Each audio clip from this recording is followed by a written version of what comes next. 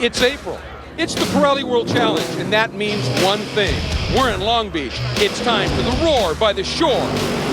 Revs coming up. We're green. Big move coming off the 3. 2, 3, 4 abreast in some spots. Side-by-side action. He absolutely nailed it. Three-way battle. And we've got an incident. You would expect nothing less. Clips the inside apex. Very racy. This is going to get interesting. That is a brave move. What a pass. This is what World Challenge is all about. This is a weekend of double celebration, everybody. The Pirelli World Challenge continues to celebrate its remarkable 25th consecutive season, but this weekend it's also part of the 40th anniversary celebration of one of North America's legendary events. Hi, everybody. I'm Greg Creamer. This is Calvin Fish, and it is time for the Roar by the Shore presented by Kia. And Calvin, there are few events in the world, really, that have this level of cachet. You're right, Greg. This is a special place, a special race here today. And if you polled all of the drivers before the season started, even though we visit so many tremendous venues on the World Challenge calendar, which one race would you like to win? It'd be here at Long Beach. Like asking a Formula One driver which Grand Prix, it would be Monaco. That's the type of cachet that this place holds. It truly does.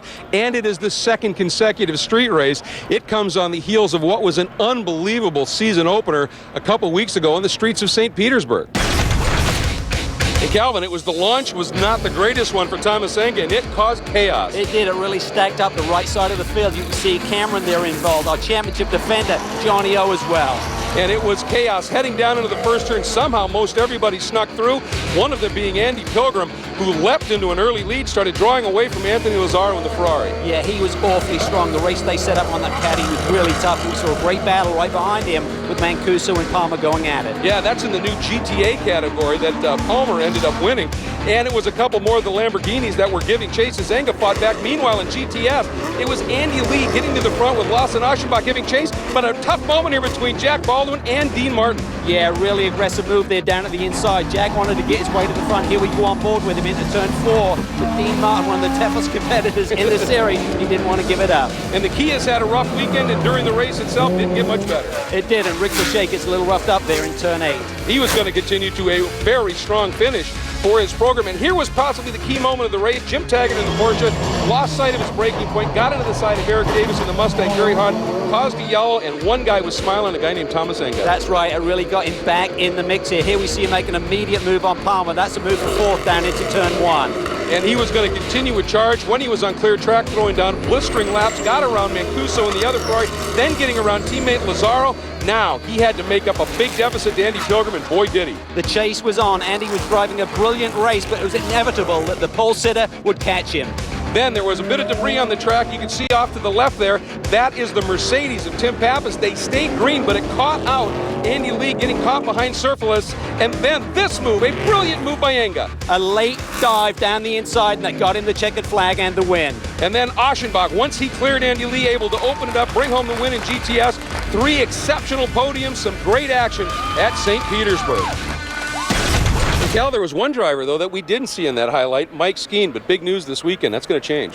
Massive news. Mike Skeen is one of the most talented drivers in our paddock, and the team has made the switch to the Audi Ultra R8. I tell you what, there's going to be some fireworks now with Mike behind the wheel of that car. Yeah, this GT Championship has been turned on its ear. You know, this weekend really starts Thursday night. There's an event called Thunder on Pine where they take a number of the cars right to downtown, and the fans get up close and personal. It's the Street Fest.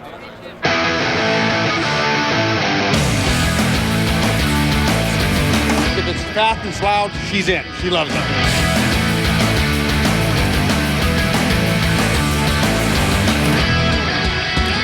This is him firsthand. It's really a great event.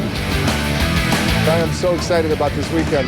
I'm at Long Beach, LA, my hometown. Very fortunate to have Sony and Columbia come and support me. We've got the Spider-Man car here. It is a fan favorite already. Go Spider-Man! I've been on the podium a few times here. I've been on the top step, but it's been 13 years. Probably the Mustangs, maybe the Porsche.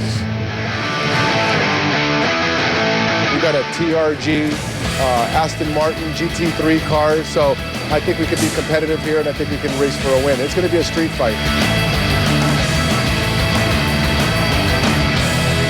It sure was a great street party. Thunder on Pine always is. And I'll tell you, Tommy Dreese and that Aston Martin and that graphics package for the Amazing Spidey 2, it was a huge hit, obviously, with the kids. And this is the backyard at Tinseltown. You'd expect that.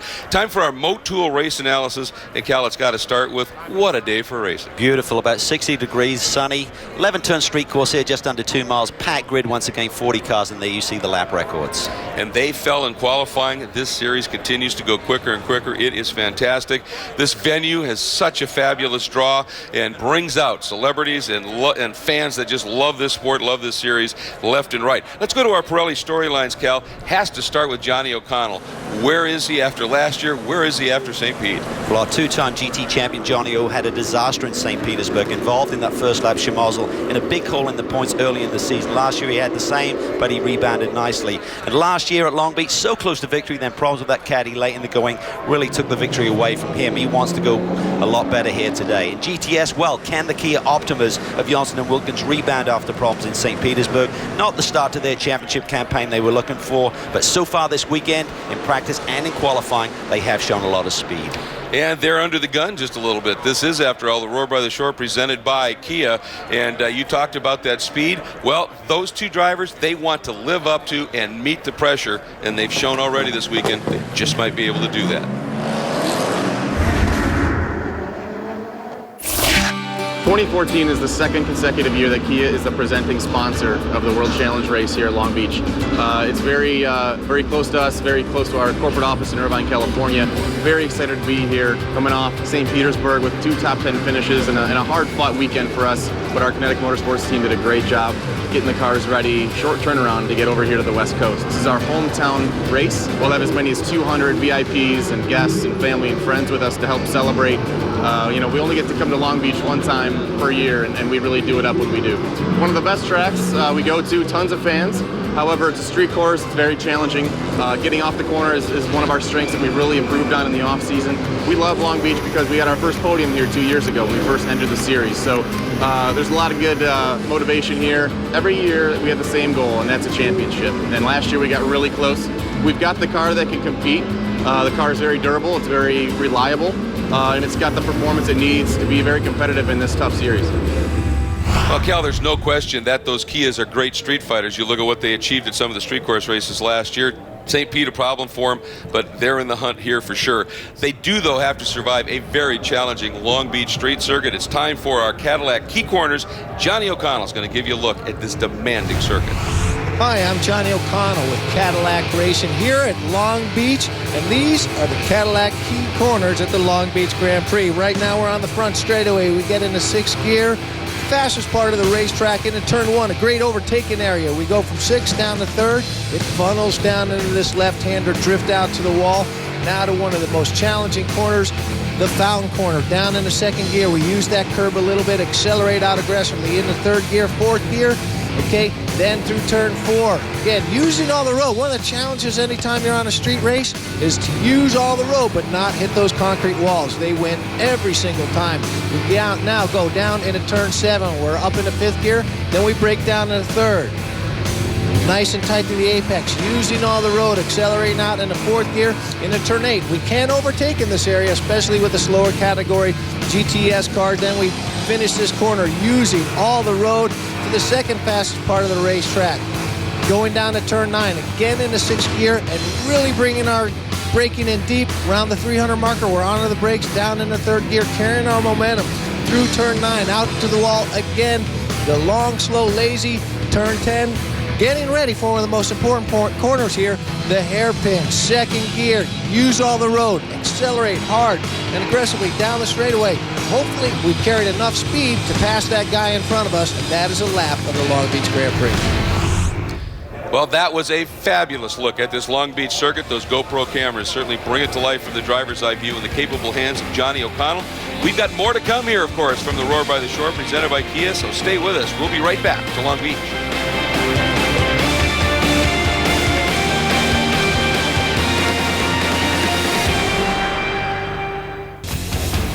The Pirelli World Challenge is being brought to you by Motul, the official lubricant and brake fluid of the Pirelli World Challenge. By SRT, because daily should never be routine. And by Kia Motors in the Kia Optima. It is not your average midsize sedan. And welcome back to a beautiful day here at Long Beach for the Roar by the Shore presented by Kia. It is a fabulous day. Slight breeze, those palms, well, they're loving it here, as are all the fans. Cal, this is certainly a challenging track. We saw that lap by Johnny O'Connell, but there's one spot in particular that is huge. It's the Motul race. That's right, Greg. With a good launch off the hairpin, it's really a drag race down Shoreline Drive at over 150 miles an hour into our Motul brake zone at turn 1. Quite bumpy here and looks really inviting to outbrake someone down to the inside. However, it's almost a blind turn in, and with a tyre barrier wall ready to penalise anyone who gets it wrong, it really is a tricky section to the racetrack. And I think at the start, everyone really holds their breath to see if the full field can funnel its way through this tricky section. Yeah, that standing start into the bottleneck. Ooh, it's always interesting. Let's take a look now at our Motul Class Pole Award winners. We talked about records falling in each of the classes. In GT, Johnny O'Connell in that beautiful Cadillac Racing CTS VR notched the Motul Pole Award with a new track record. And in GTS, late in the session, an awesome lap by a first-year competitor, Jack Rouse Jr. in his Roush Road Racing Ford Mustang, nabbing a track record and the Motul GTS Pole Award in that category. Well, we've set the stage. It is now time for us to get this one underway. Let's get down to the front of the grid for those most famous words in racing. On behalf of our friends at Optima Batteries and Pirelli Tire and all of our Kia dealers, drivers, start your engines! Well, this glorious field of GT and GTS machinery has now sprung to life, and they are going to be setting off on their installation lap. One of our great partners, Cadillac, of course, providing that beautiful Cadillac CTS-V pace car. And that means it's time for us to get to the starting lineup for this Pirelli World Challenge Roar by the Shore presented by Kia. On the pole, we mentioned it's Johnny O'Connell, but it's an all-Cadillac front row as Andy Pilgrim, his teammate, joined him alongside. In row number 2, it's the 61, Anthony Lazzaro, in that beautiful red R Ferry Motorsports Ferrari 458 GT3 Italia. He will be joined by the number 9 of Alex Figge. Great lap in qualifying in the Capex Racing McLaren 12C GT3. In row number 3, it's the number 21 of Andrew Palmer. No GTA configuration for him. After his podium in St. Pete, he is now a full GT driver. And Robert Thorne in the Capex Racing McLaren, 2 young guns. Row number 4, number 16, Nick Mancuso, the top qualified GTA driver in his Ferrari of Lake Forest Ferrari 458, joined by James Safronis, last year's winner in the Spider Apparel Thermal Club Audi R8 Ultra. And in row number 5, Mike Skeen, now in the Hawk Performance Audi R8 Ultra. Big news there. And the veteran, number 31, Tim Bergmeister from Langfeld, Germany, the Effort Racing Porsche. In row number 6, it's number 64, Mike Hedlund in the Dragon Speed Ferrari, joined by his teammate who is a GTA competitor, Henrik Hedman, in the Dragon Speed Ferrari. Starting in the 7th row, it'll be Michael Mills, GTA competitor in the Effort Racing Porsche, joined by another GTA competitor, Brent Holden, in the GMG Racing Audi. Starting in the 8th row, another GTA competitor, number 80, Dan Knox, in that beautiful ACS Manufacturing Performance Speed Tech Viper, and he'll be joined by Brett Curtis in the Spectra, United Steel and Valspar Audi R8. Row number 9, it's Jeff Courtney in the Kenda Rexstuff Audi R8 Ultra, along with number 54, Tim Pappas in that beautiful Black River Caviar Mercedes AMG SLS. And in the final row of GT competitors, number 15, Tommy Dreesy, the Amazing Spider-Man 2 Aston Martin, and the number 95 of Bill Ziegler, the Swisher Racing GMG Audi R8 Ultra. On the GTS pole in only a second World Challenge start is Jack Rouse Jr. in the Roush Road Racing Ford Mustang, alongside a nice rebound after St. Pete, Nick Johnson in the Kia Motors America Optima. Row 13 is our champion and defending race winner in GTS, Lawson Oschenbach in the Black Dog Speed Shop Chevy Camaro, and another strong qualifying performance for Tony Buffamonte in the Capaldi Racing Ford Mustang. Row 14 is our 2012 winner Jack Baldwin, the Reset MD StopTech Motul Porsche Cayman, alongside young Alec Udell in the Watson Racing Ford Mustang Boss 302S. Row 15 is the second of the Kia Motors America Optimas with Mark Wilkins, alongside young Andy Lee in the Crown7.com Best IT Racing Chevy Camaro. On row 16 is the Belgian driver David Sturks in the always evolving Racing Ford Mustang, alongside Drew Regetz in the TRG AMR North America Aston Martin GT4. Row 17, Brad Adams in the Voodoo Music Dad Dog Yo MTV Rats Ford Mustang, and Rook Boucher, another great qualifying run for him, and the Nissan Motul SPL Nissan 370Z. On row 18, it's Mitch Landry in the Versacrane Deep South Ford Mustang, alongside Tony Gaples in the second of the Black Dog Speed Shop Chevy Camaros. Row 19, a great qualifying run for Don Ishtuk the Forger Motorsports Recaro Audi TT, alongside Jeff Rees in the Best IT Bondurant School Chevy Camaro. On row 20, after a lot of work following the crash at St. Petersburg, it's Eric Davis in the always evolving racing Autotopia Ford Mustang, the second of the Reset MD StopTech Motul Porsche Caymans for Buzz McCall. Row 21, the final row of the grid, electrical issues for Nick Asayan puts him back there in the natural curse Aston Martin GT4. The final runner in the field, the rookie Jorge De La Torre, the TRG AMR North America Aston Martin GT4. And as the beautiful Cadillac Escalade safety car follows the field around, we will be right back for the start here at Long Beach.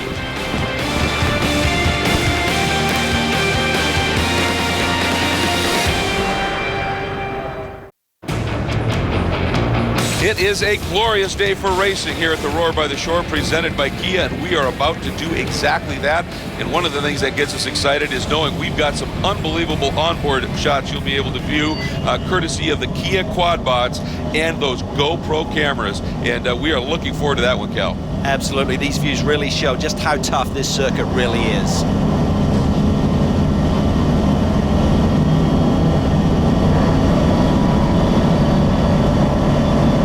I'll tell you what, those shots are going to be great to be following on those GoPros, but we are about to set this one on the way. The two Cadillacs up front, there is the 10-second board, and when that board drops, we are going to be going racing very soon. One of the questions is, will those caddies be able to stay at the front? We are looking forward to this unfolding here. It is going to be a great race. The Roar by the Shore, presented by Kia, seconds away from the launch here on the streets of Long Beach. That is so tuned on those Cadillacs, and that's what they want. And I would think they're going to make hay while the sun shines here and be able to go. The lights are on. When those lights go out, we go racing. Here we go. And a great start by both of the Cadillacs. Yeah, Pilgrim looks good. I think he may have got a jump on Johnny O. There, good start by Lazaro, as well as the GTS field takes off. Let's watch for it, and a big move there. Tony Buffamani trying to get by Nick Johnson side by side, but it is O'Connell that is able to go in, but he's a little wide, couple of cars wide.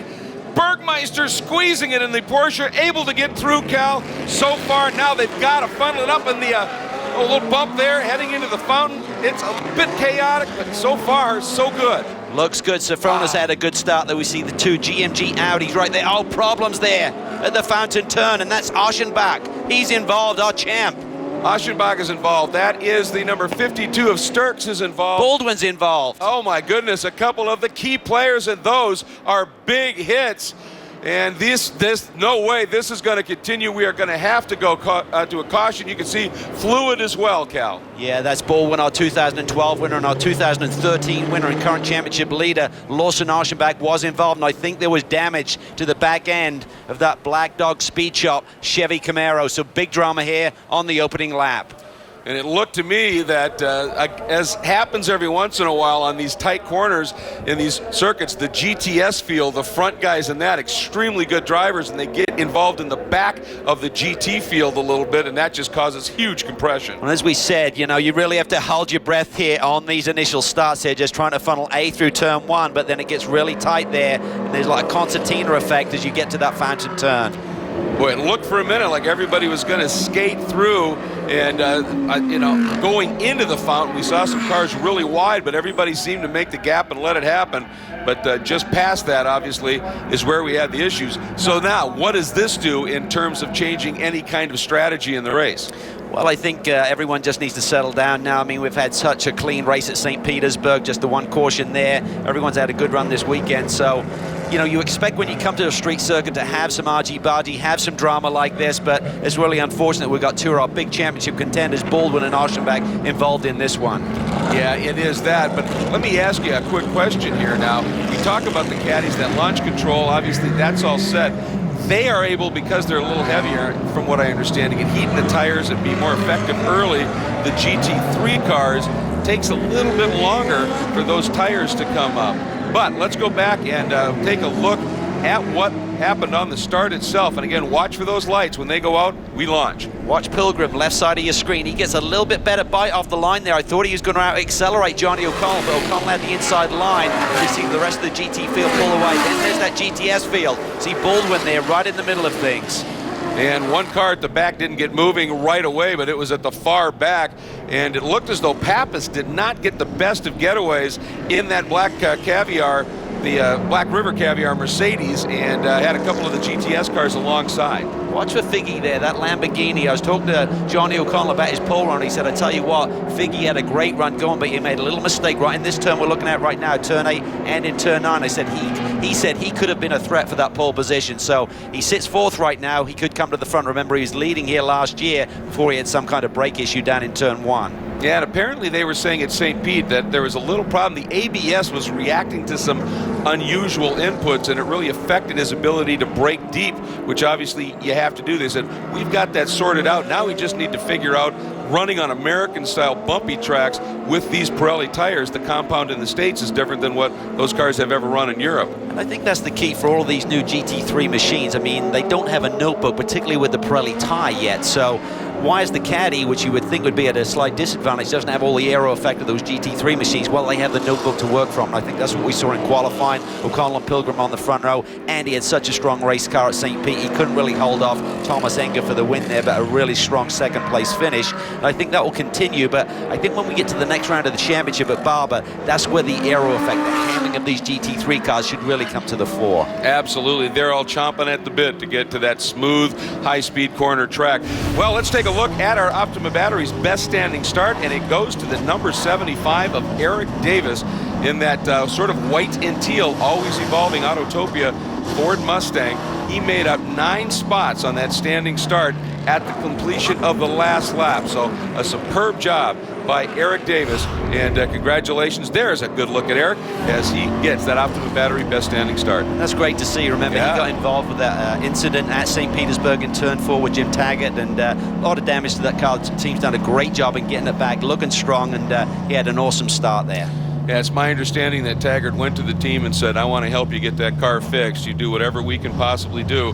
And that Autotopia team did a superb job getting this car back, and obviously in very racy condition. So congratulations. And we just get confirmation that Lawson Aschenbach is retired with crash damage. So this GTS championship, as you pointed out, Calvin, is going to end up on its ear here. So interesting developments. Let's take a look at our leaders, top 4 in each of our classes. Today's coverage of the Pirelli World Challenge is being brought to you by Sunoco Race Fuels, fueling victories for 5 decades. By the Cadillac V-Series, the 556 horsepower CTS-V coupe, sedan, and wagon, the world's fastest family of cars. And by Pirelli, power is nothing without control.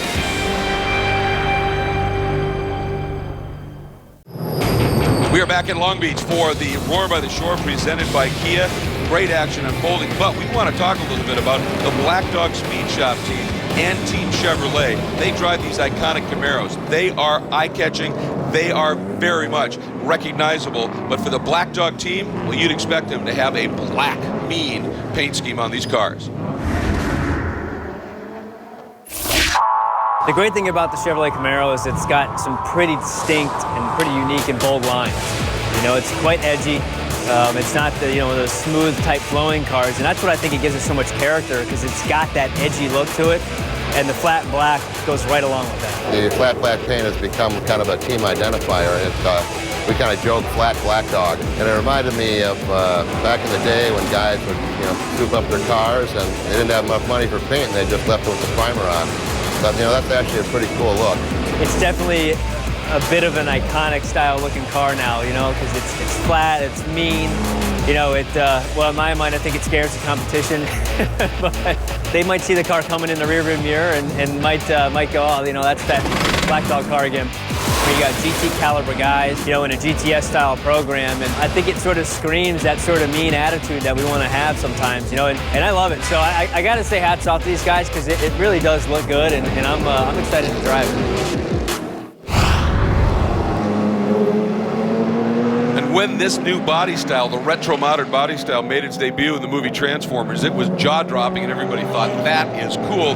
Now you add that black paint job to it, it is simply mean. I mean, I really like the look of this, and it certainly is racy. And the performance of these cars, obviously going to a championship last year in their first year running these Camaros, it is a true American icon. It really is, and it's a great little team. I mean, Ray Sorensen does a great job. Mark Wider has been engineering. Lawson has been doing a tremendous job. Here we see the field trying to get through that turn 1 area. It looks clean there, and I think it's just going to bottleneck as they head down towards turn 2.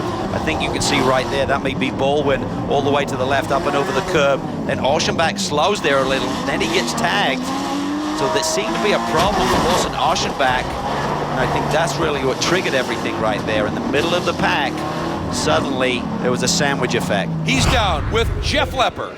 Went down into turn 1 and I lost a few spots going into 1, whatever, but everything seemed fine, and all of a sudden I got hit and by one of the Mustangs. I'm not sure who it was or what happened. We had to look at the video, but really creamed the car and we're done for the day. So pretty frustrating. We had a good car and had a shot at the win. I mean, the Black Dogs Speed Shop Team Chevy Camaro guys working hard, just a little bit frustrated, and it's the way it goes sometimes, you know. We'll take it and move it on to the next race. That was Sturks, obviously. That was sort of looked like Sturks was having a little problem, maybe getting a woe down, trapped him, and then Baldwin got caught up and just driven into that wall. And that's huge, as we talked about, Cal. 2 of the major championship contenders out. Well, Jack put a championship charge together last year based on not only a few wins, but also the consistency factor. So Lawson had a little bit of drama along the way to the championship win, but Jack really prides himself on keep scoring those points week in and week out, and he'll be pretty devastated by this blow. I think so, and obviously extra frustrated possibly because, you know, that was just wrong place, wrong time kind of moment for him. And it was at Sonoma last year when he had his only other incident that I can remember really in 2 years. Yeah, no, I mean, he keeps it clean. He's such a savvy racer, but they'll regroup. I mean, it's a long championship season. I mean, Johnny O doesn't seem too down. Spoke to him this weekend. He seemed very positive about things. Yeah, last week's run, or the last race at St. Petersburg, only 10th in points right now, but he did it last year. He took a couple of big blows, and he just kept coming back and finally got his second championship. And it had to make it feel a little bit better. He at least got 7 points with this pole. So, I mean, you know, that's the kind of thing that you just take everything that you can get when you're trying to dig out, yeah? Absolutely. I mean, every point is critical because you never know what's going to happen. You can have a lot of momentum. Suddenly you have a couple of races with drama, and those points are so crucial. And you know, during that start, it was a good start by James Sofronis. He started in the 8th spot, and he was able to sort of slice his way through a couple of those things. Now sits in 5th. Remember, he won here last year from pole. This one means a lot to him. Yeah, it's his home race, and he's got a major group that he's working with now with all of the cars underneath their tent. But he loves this place. It looks like a display show floor, doesn't it? It does. It's quite amazing. It's a tremendous workload. But James is up to the task and had a nice run there. He's got around his young teammate, Andrew Palmer. What an impressive young man he is. First time here at Long Beach to qualify towards the sharp end of the grid. He's a man who's going places. These street circuits really limited on track time, so if you don't have that track knowledge, it really puts you a bit behind the 8 ball when you come through a street circuit for the first time. Yeah, absolutely, and there's a good look. We've been watching the 36 Kia Optima Turbo from Kinetic and Kia Motors America. GTS leader Nick Janssen, and boy, what a time to be leading at the Roar by the Shore, presented by Kia.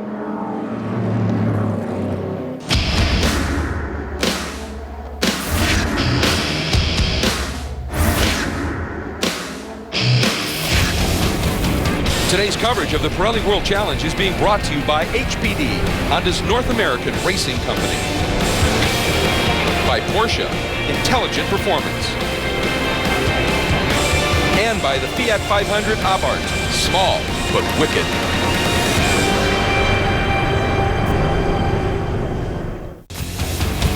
This Pirelli World Challenge broadcast is being brought to you by Mercedes-Benz AMG Customer Sports.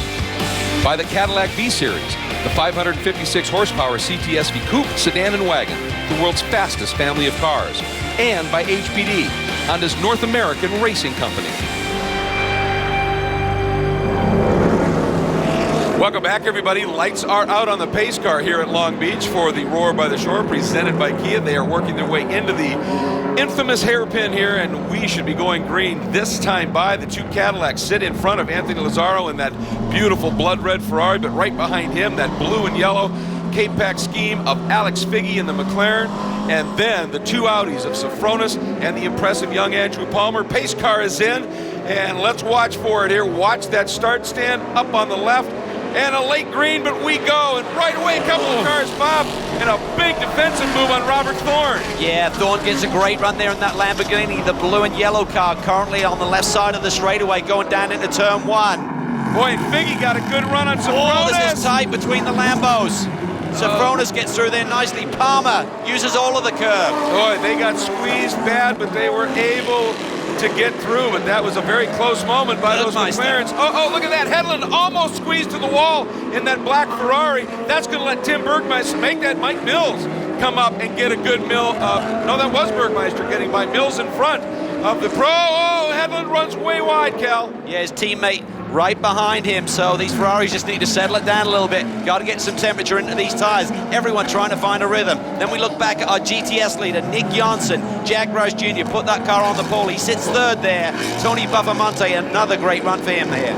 Yeah, Tony in that Capaldi Racing, Ford Racing Mustang, that blue car with that big black stripe. And boy, a launch for Janssen. He had a great qualifying run, and then Roush just sort of surprised everybody with a great lap late. But Roush sitting back in that third spot right now, Cal. Yeah, he's looking strong, though. I mean, talking to Brad Francis, who runs the operation, he said the car is really good, really strong in the brake zones. He said that's an area we're really focused on. But for Kia, this is a great turnaround. They didn't have a good weekend at St. Pete. They got a little bit more boost here at Long Beach. They've been strong all weekend, particularly Janssen qualified on the front row and has the early lead. And these have been very good cars on the street circuits, but one thing, with a front-wheel drive turbo, you're asking an awful lot of those front tires over the race distance, aren't you? You really are, and maybe this early yellow has eaten up a little bit of the time of the race, so that should help that. They may not have to conserve just as much as they normally would if we went green for 50 minutes. Whoa, he's wide, he's wide, really deep there. Little mistake by Nick Janssen in the Motul brake zone.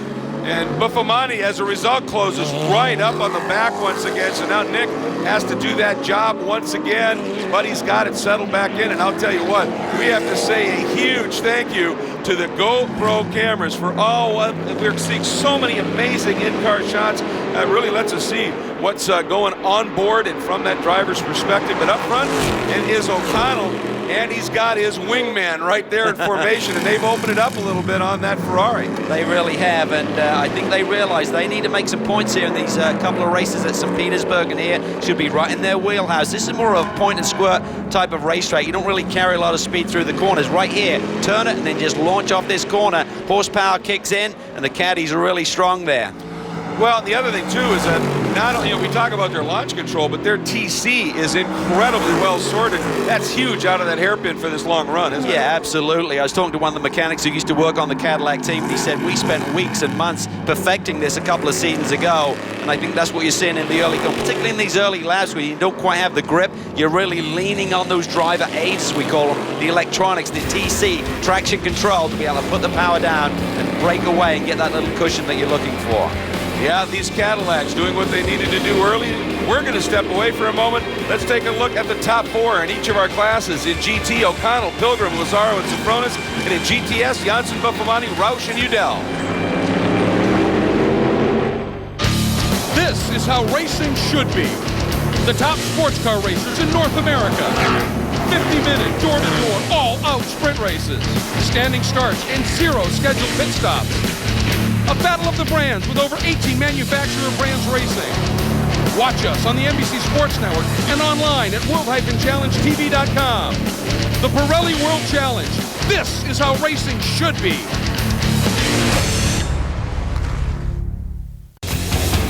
The Pirelli World Challenge is being brought to you by Grassroots Motorsports, the hardcore sports car magazine. Subscribe today. By Optima Batteries. With up to 3 times the life and 15 times the vibration resistance, Optima Batteries really are the ultimate power source. And by Ford. Go further.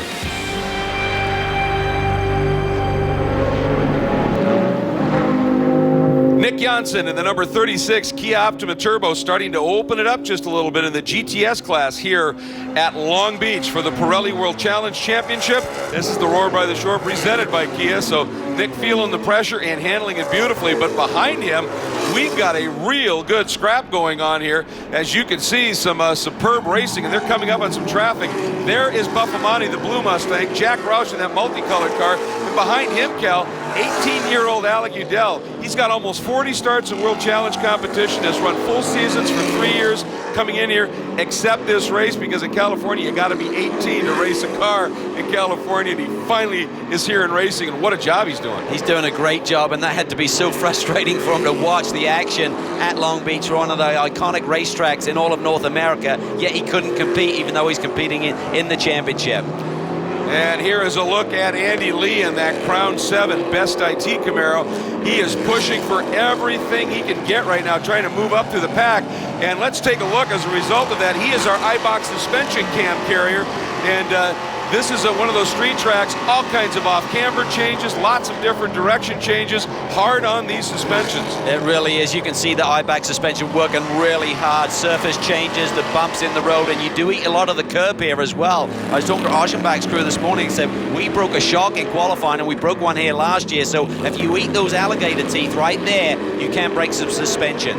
And by the way, those GoPro cameras obviously not only giving great images, but pretty sturdy to stay underneath that car and give us those shots. And you talked about right there, and the guy who's starting to get more right there is Anthony Lazzaro, because he is starting to make up a bit of that deficit he had to Messrs. Pilgrim and O'Connell. He's closing it up a little bit. He has, and we talked about it at St. Petersburg, that the car just took a little bit to come to life. It was a lot better on the long run, so I think we're starting to see that. Anthony does have experience at this racetrack, but in single-seaters in Atlantic, so he's got a little bit of circuit knowledge. It wasn't the same configuration back then, but he's done a great job here hounding those caddies. That last lap, he took a big chunk out of that lead. And then Safronis and Palmer right there coming into your screen in those blue and white with yellow and red trim, respectively, Safronis and Palmer.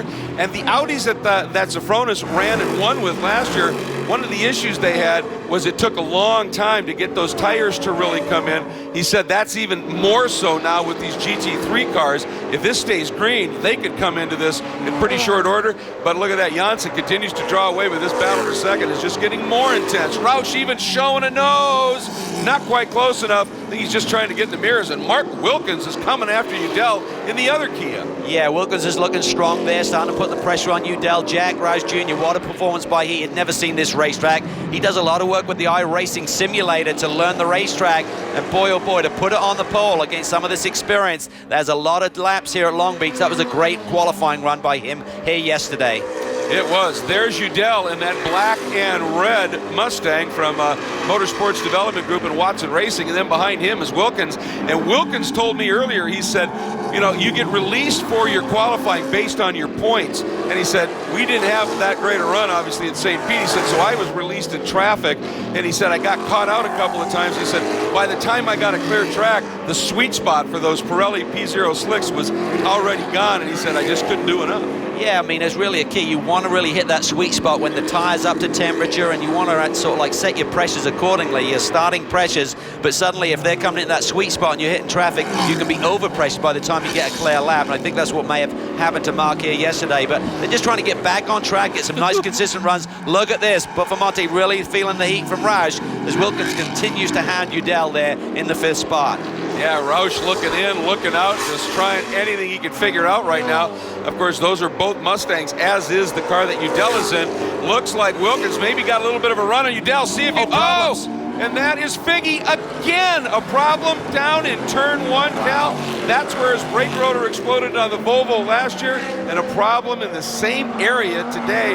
Damage to that left front. How ironic is that same area of the racetrack? That is a disaster for Alex Figgy. Look at this. Wilkins has got around Udell for the 4th spot. Can he do anything with the 2 Mustangs right in front of him? I'll tell you one thing to consider. Nick Johnson has taken off, but how much of that Pirelli rubber is he using up by breaking into this big lead? You got to have something for the finish. If we should see another caution, that pack is going to come back to you. Yeah, it sure looked like on that lap out of turn 8 that Wilkins got a good run, and then we had to jump and obviously show you what happened with Figgy there. But boy, he obviously laid that pass on. Now our leader's starting to get into some traffic. That's Rick Boucher in the Nissan, that Nismo Sparco OS Geiken entry. Then O'Connell. Now he's got to swing around, I think. Yeah, that's Jeff Reeves, the young rookie, that both of them are trying to clear now, and O'Connell even gets by Boucher and Pilgrim. Nice job by Rick Boucher, just dipping the brake a little bit, letting them through, and same here to let Lazzaro through. Yeah, Rick Boucher had another great qualifying run here. They were working on the rear spring, trying to get the ride height corrected, but got a bit of a spring bind there, so they had to make a change to the rear suspension setup, and tried it in the warm-up this morning, said it's much better. He was expecting great things in the race today. And so there is O'Connell and Pilgrim. Problems at the back of the pack. Absolutely. Exit in turn 5 there. Let's see if we can suss that out here. That was one of the GTS machines that got into a problem, and some of the GT cars nearly got into him, I think. All right, looks like everybody able to continue on, so we're going to step away for just a moment in what is proving to be a fantastic strategy battle here on the streets of Long Beach. Here are your leaders in each of our 3 divisions.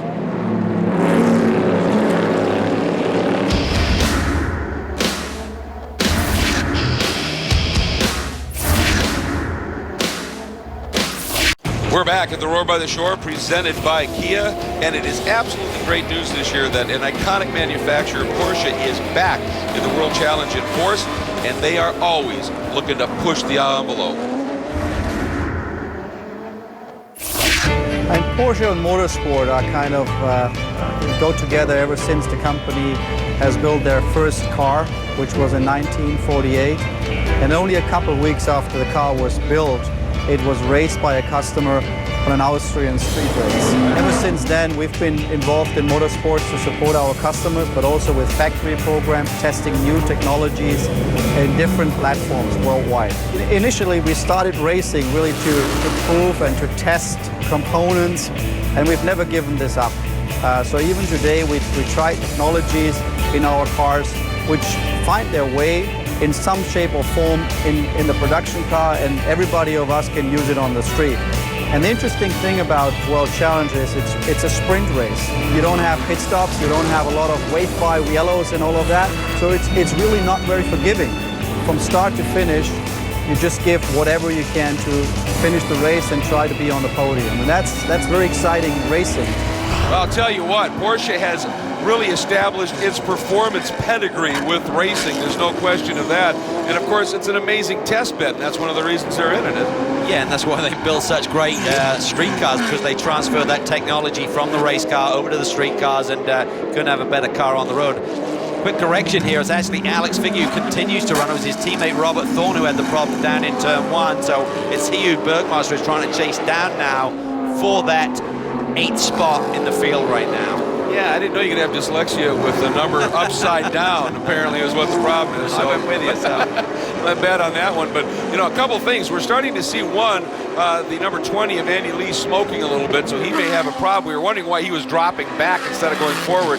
That might explain it, as there is Figge working his way through traffic. But right behind him, Tim Bergmeister in the Effort Racing Porsche GT3R. He said that they're obviously they're dealing with the same issue. They've never run these tires on these cars. It's a very different setup. He said, we're okay right now with straight line speed, but it's because we're trimmed out. He said, we've got almost no wing on the back of this thing. He said, so we're a little slow getting off the corners and into the corners. Yeah, and I mean, that's obviously really important. So the series will be looking at it. I think it's good that they're waiting a couple of races. They only made one technical change since the last round. That was in the GTS class 2. The Kia's giving them a little bit more boost. They obviously struggled tremendously at St. Petersburg, and you can see the effect, just a minor adjustment what it's doing. Suddenly they're competitive again here this weekend as we see the caddies forcing their way through there. Boy, this could help Lazzaro, because you just can't make the move here into the hairpin, and they're going to get stuck behind a couple of cars, and he's got a quick Kia in front of him. It's Wilkins that he's coming up on. There is Janssen, who continues to lead. There's the blue Mustang of Buffamani, and then here come the 2 caddies, and there's the nose of that red Ferrari that is coming out right now. And it's not going to be long here before our overall GT leaders are going to be coming up on the back of our GTS leaders. They're essentially there right now, down into turn 1. I'll tell you what, Andy Pilgrim's car looks really good. We saw that tremendous race setup that he had at St. Petersburg. Yeah. And I think that he and his engineers have got the same sort of run going here. I think he may have a little bit of speed on O'Connell, unless O'Connell is just really controlling things, managing his pace, knowing that is his teammate right behind him. Well, as this great action, moment there for Pilgrim. He ran wide, caught a cone, but he's been able to straighten out, so he survived. So we're going to step away for just a minute. Johnny O'Connell leads over teammate Pilgrim, Lazaro, and Palmer in GT and GTS. It's Janssen over Buffamani, Roush, and Wilkins. Today's coverage of the Pirelli World Challenge is being brought to you by Audi, Truth in Engineering. Visit AudiUSA.com or schedule a test drive today. By Chevrolet, find new roads. And by the Bob Bondurant School of High Performance Driving, internationally recognized as the leading authority in driver training for 46 years. Welcome back to a beautiful day on the beach. It is the Roar by the Shore presented by Kia, and this is Southern California. That means car culture and sports car crazy, and for Cadillac, that means opportunity.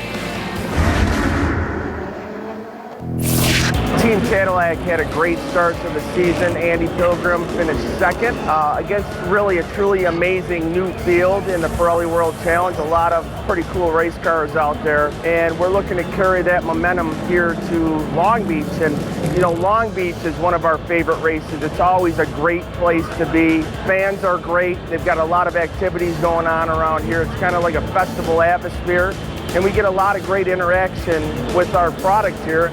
We also have tremendous V-owner support through our V-Series car corral. We've got over 80 Cadillac V-Series vehicles lined up on display. The owners are proud of them, they're talking about them, and it's just a truly amazing sight to see. We race for a reason, to provide the performance credentials that trickle down to the V-Series, and then the V-Series performance trickles down into the rest of that lineup, and we're seeing our owner base get younger and younger. Hopefully we'll put on a great show for them this weekend. And I would suggest that one of the reasons those younger buyers are starting to buy Cadillacs based on that performance luxury is because of their participation in the Pirelli World Challenge Championship. It has shown the world that this manufacturer, it still has luxury, but it has it with boatloads of performance, Cal. It really does. When you look at the CTSVs on the racetrack, what a great race car, what a great platform, and a little bit tight there through turn 6 for Andy Pilgrim on Buzz McCall there, trying to clear some of this GTS traffic. So they've responded. It looked like Lazaro was trying to pick up the pace a little bit. It closed in on those caddies, but the last lap around the caddies pulled him by half a second. But there you see Pilgrim really circumspect there in traffic down into turn 9. Yeah, you know the guys on the track that you know are really paying attention to their mirrors and the blues, and then they're the guys you're not sure about who are new to the championship. You've got to give them just a little bit more respect, if you will, just in case they don't turn in. And he had to do that with Jorge De La Torre there, and I think that's clearly cost him about 10 car lengths, Cal. Yeah, it was over a second there, the last lap between O'Connell and Pilgrim, and Andy had a close shave before. Maybe he thought that window looked even smaller than the close brush he'd had up in turn 6. So he's got to regroup here, and I think this will really give us an indicator as whether Pilgrim does have more pace than O'Connell. Well, I'll tell you, I'm watching their lines, particularly at the exit of turn 8, and Andy Pilgrim has immense confidence in this car.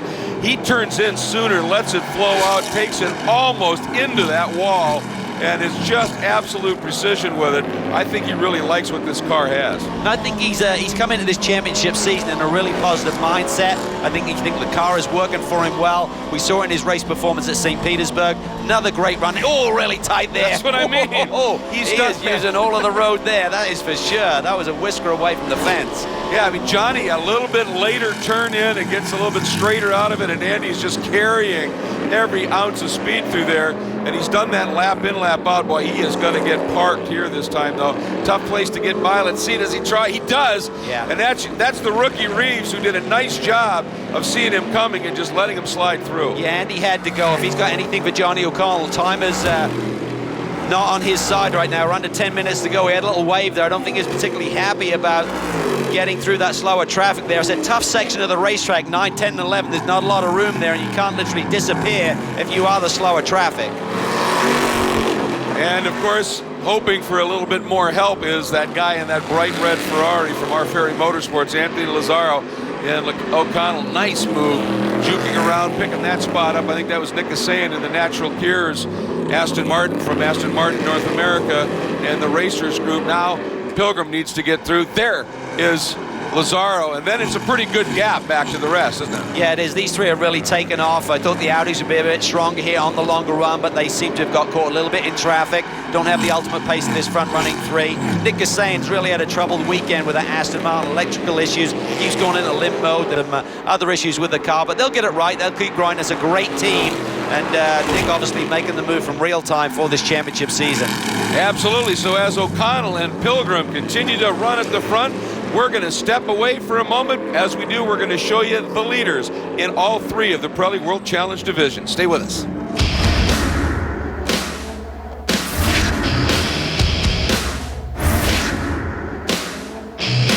The Pirelli World Challenge is being brought to you by StopTech, championship-winning brake components and systems for racing cars and high-performance vehicles on the street or track. StopTech, brake late, finish first. By Mazda, who reminds you that conviction, courage, and creativity are the Mazda way. And by the new Mini, the new original.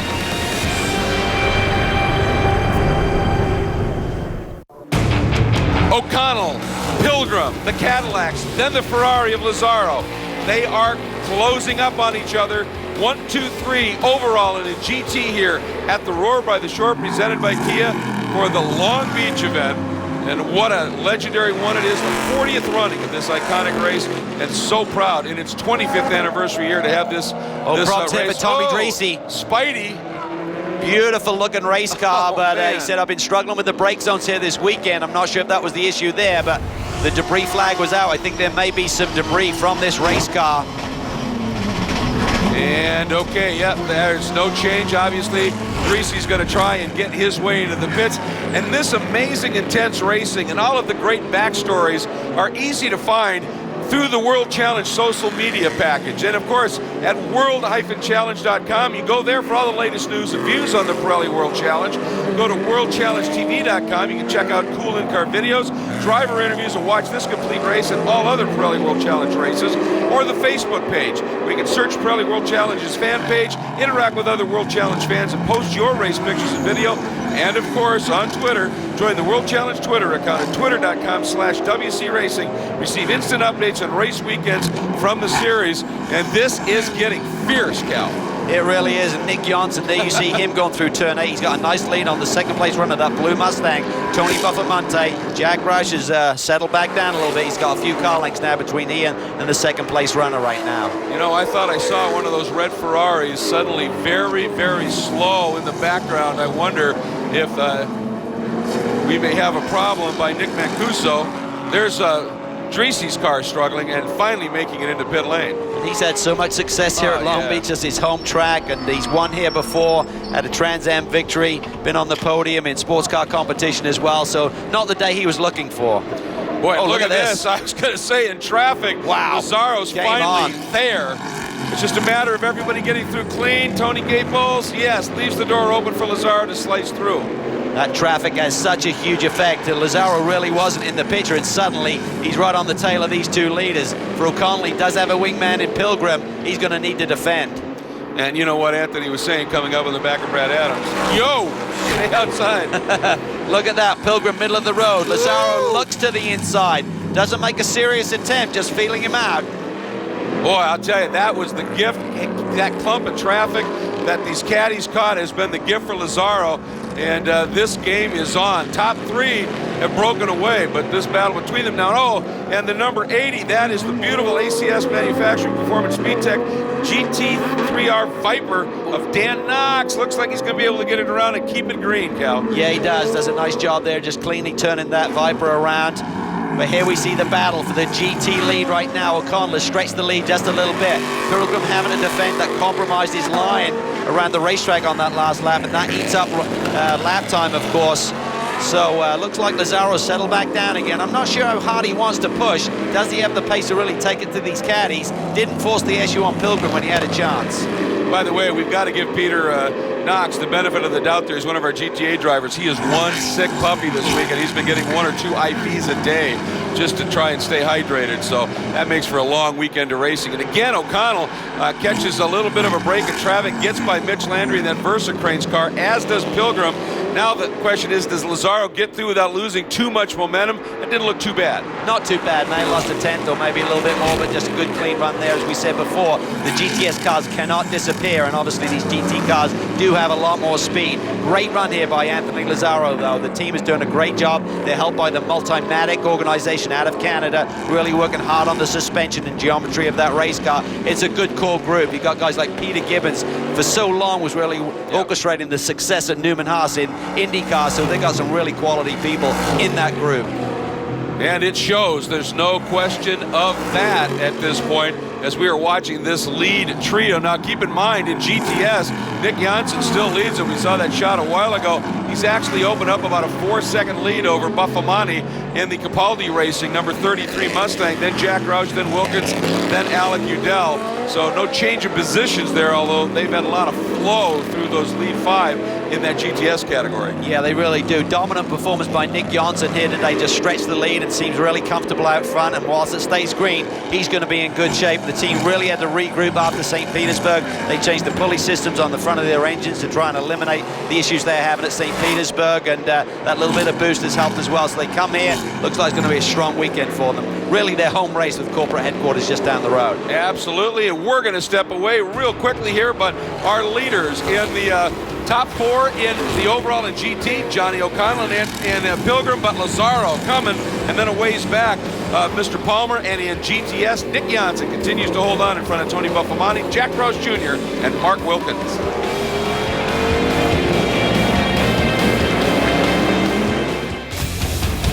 Today's coverage of the Pirelli World Challenge is being brought to you by Aston Martin. Brought to you by Aston Martin Racing, be part of the experience. By BRM, timepieces built with pure racing spirit. And by Eibach, the world leader in high-performance suspension.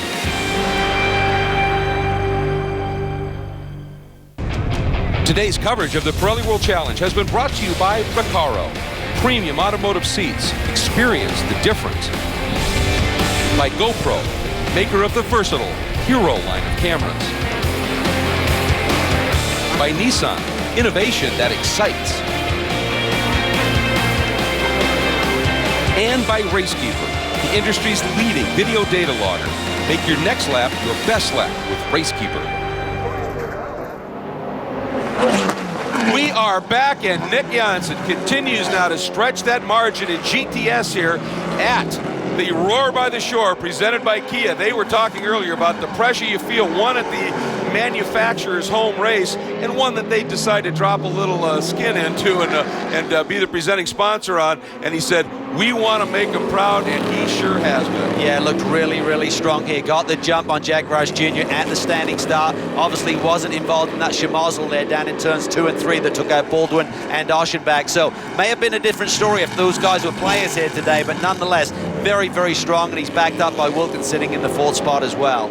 And, you know, one of the things we were talking about earlier was with long greens, with those front tires on those front drive turbo Kias hang on, clearly that team, they have been able to find a setup that they are able to use that and push that and make those Pirelli P0s stay alive. It's been beautiful. And O'Connell back up overall in a GT, and Pilgrim have been able to eke away once again using traffic to their advantage over Anthony Lazaro in the R. Ferry Motorsports Ferrari. And we might, folks, be seeing the 1 lap to go indication this time under the start-finish stand.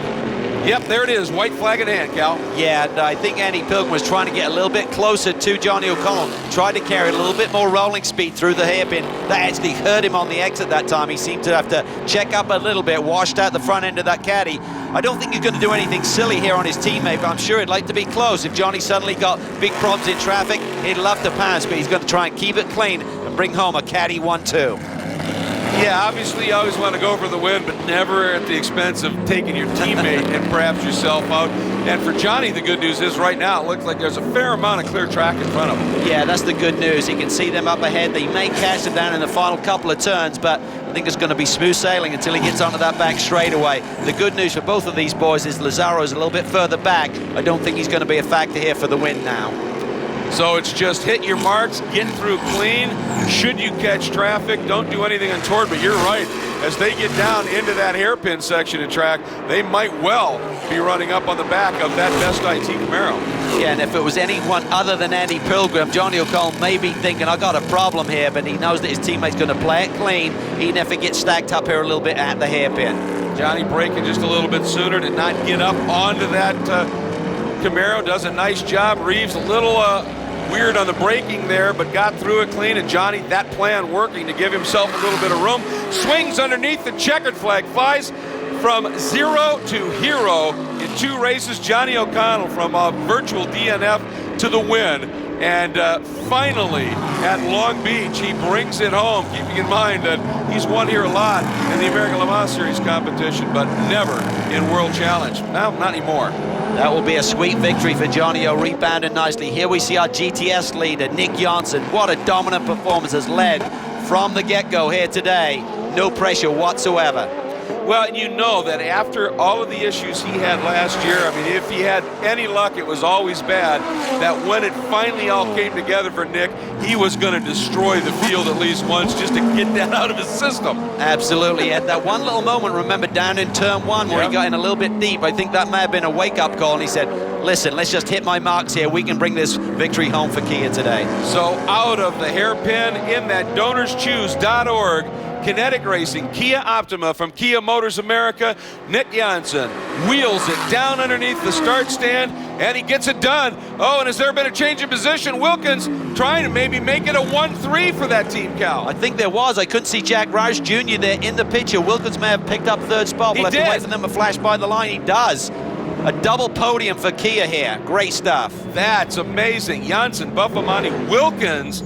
That is fantastic.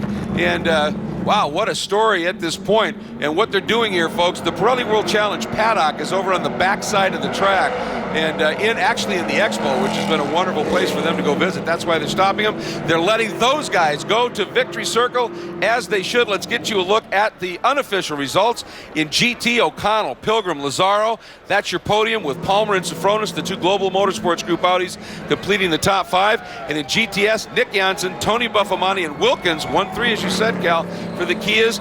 Then Jack Roush Jr. and Alec Udell, the 18-year-old, finally able to race here in Long Beach and brings it home to a top 5. It was interesting. Mike Skeen, who we had talked about, he was able to wheel it up a little bit and almost crack the top 5 in that Audi as they were truly learning on the fly. Yeah, absolutely. It's tough to bring a brand new race car to a circuit, but they did a great job, the CRP team.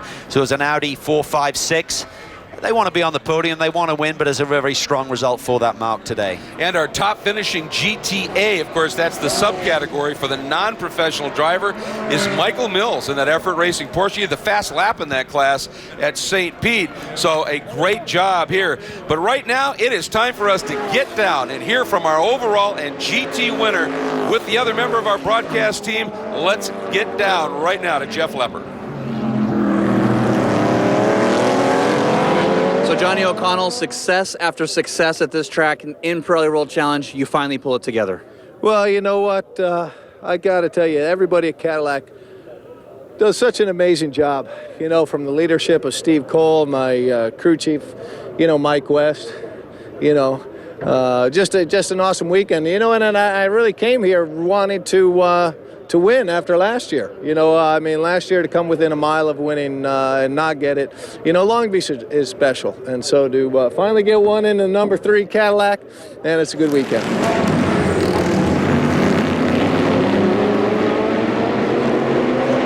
So Michael Mills, the Effort Racing Porsche, man, you talked about wanting to be here. Here you are, first place GTA. Yeah, I'm really excited about getting first place. You know, I got a bit lucky. I think Nick got into some trouble with somebody, but, you know, he was checked out, and I was just trying to stay clean. I was happy with second for the points, but, man, I'll take first any day.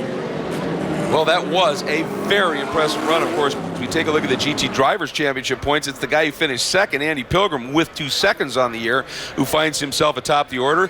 In GTA Drivers' Championship points, Michael Mills having a very good early season, Cal.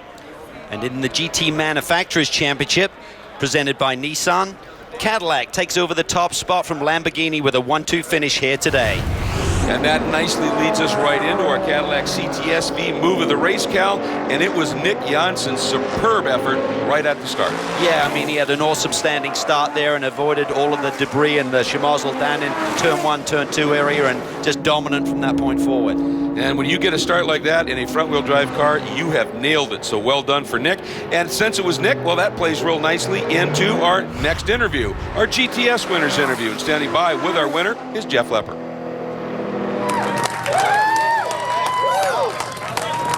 So heartbreak after heartbreak, Nick. You put it together at your sponsor's race, owner's race, manufacturer's race. Yeah, it's unbelievable. I mean, as you said, it was a long season last year for me. We were on pace the whole time, but we had a lot of issues.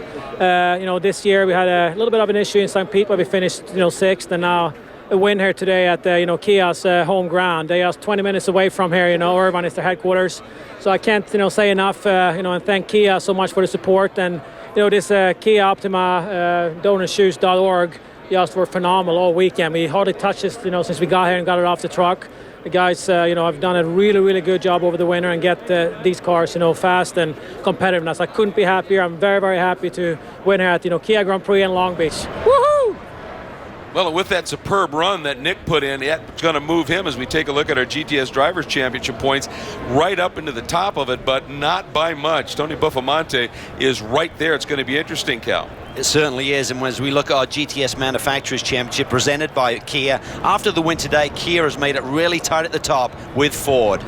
Yeah, and that's going to lead us right into our Sunoco Hard Charger Award, and it was a good one. The number 34 of Nick Isayan, now driving that Natural Gears Aston Martin GT4, up 12 spots on the overall order over the course of the race, so congratulations to Nick. Our Kia turning point, Cal, well, not a lot of question in that big opening lap wreck. Yeah, it really did. It took out a bunch of the front runners in the GTS field. Aschenbach, who's the defending champion here at Long Beach, and Baldwin, who won here 2 years ago, they were out immediately, along with David Sturks. Yeah, that's going to turn things on their ear in that championship. Now let's take a look at our Motul Fast Lap Awards in each of our classes. In GT, it goes to Alex Figge at a 1:21.322. That's a very impressive race lap. And in GTS, not a surprise, Nick Janssen, a 1:27.9.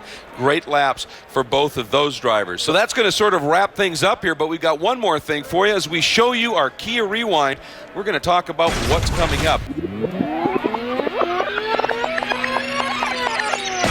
Cal, after opening the championship on 2 very difficult, demanding street courses, the next race, Pirelli World Challenge's first visit to Barber Motorsports Park, smooth, fast corners, GT3 country. It's going to be great. That is such a fabulous racetrack, but expect the Audis, the McLarens, the Ferraris to give those caddies a slightly tougher time there, and maybe we'll see those Lamborghinis back who were so strong at St. Petersburg. I have to quickly ask you about Barber Motorsports Park. You've called a lot of races there. The tarmac, will it allow those GT3 cars to get some heat in those tires?